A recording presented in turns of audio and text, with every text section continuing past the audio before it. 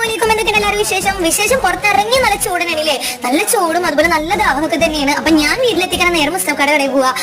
നല്ല എന്തെങ്കിലും 10 വില സോഡയോ അതിൽ സേവനപ്പോ അല്ലെങ്കിൽ എന്താ പറയാ സിപ്പപ്പോ ഐസ്ക്രീം എന്തെങ്കിലും തണുത്തത് മേടിച്ച് കുടിക്കണം എന്റെ മെയിൻ പരിപാടി.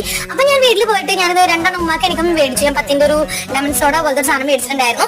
അത് ഞാൻ നേരെ വീട്ടിൽ വന്നിട്ട് ഉമ്മാക്ക് വേണമെന്ന് പറഞ്ഞപ്പോൾ ഞാൻ ഫ്രിഡ്ജ് തുറന്നിട്ട് കുടിക്കണേ മുമ്പ് ഫ്രിഡ്ജ് തുറന്നാക്കിയപ്പോൾ തണ്ണിമത്ത ഇരിക്കണേ. അപ്പൊ ഞാൻ തണ്ണിമത്തം എടുത്ത് കുഞ്ഞു കുഞ്ഞു കട്ടാക്കിയിട്ട് കുഞ്ഞു കുഞ്ഞു കഷ്ണങ്ങളൊക്കെ ഞാൻ കട്ട് ചെയ്തിട്ട് നമ്മൾ കയ്യിലോട്ട് ഇട്ട് നല്ലപോലെ മിക്സ് ചെയ്തിട്ട് ലൂസ് ആക്കി എടുത്തിട്ടുണ്ട് കേട്ടോ. എന്നിട്ട് അതിലേക്ക് ഞാൻ കുറച്ച് തണുത്ത വെള്ളം ഒഴിച്ചിട്ടുണ്ട്.